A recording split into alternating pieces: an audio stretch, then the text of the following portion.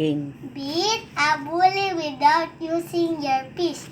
Why might you be bullied? It may be your height or lack of it, your color, your size, where you from, how you talk, who your family is, who your friends are, what you believe in. It could be anything that is perceived as different, but no matter what, it's not your fault. Bullying happens to kids all around the world every day.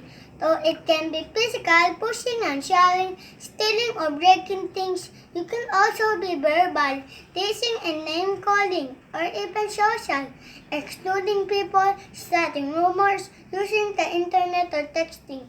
Being bullied is not funny, it's serious. Some effects are obvious from the outside, but there's a lot happening on the inside that we don't get to see, like fear, stress, and sadness. Fear can make you afraid to go places. Sadness can make you stop acting like your true self.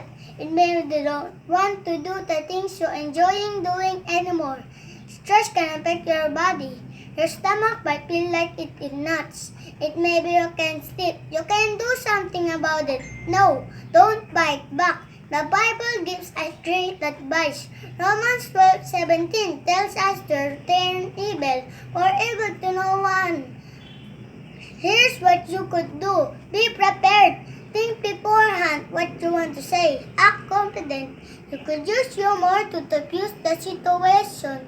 Think of ways you can protect yourself. Proverbs 22:3 says, a shrewd person sees the calamity coming and conceals himself. Avoid places bullying might happen and be willing to walk away if it does. Don't walk to school alone. Take a friend with you. Label your belongings. Don't take money or expensive things with you to school. Tell an adult. Shine a spotlight on their action. You could talk to your parents, school official, or trust an adult. Even you might feel like a telltale, you shouldn't face it alone. It's not easy, but it can work. You can beat the bully without using your fist. Thank you. Galing.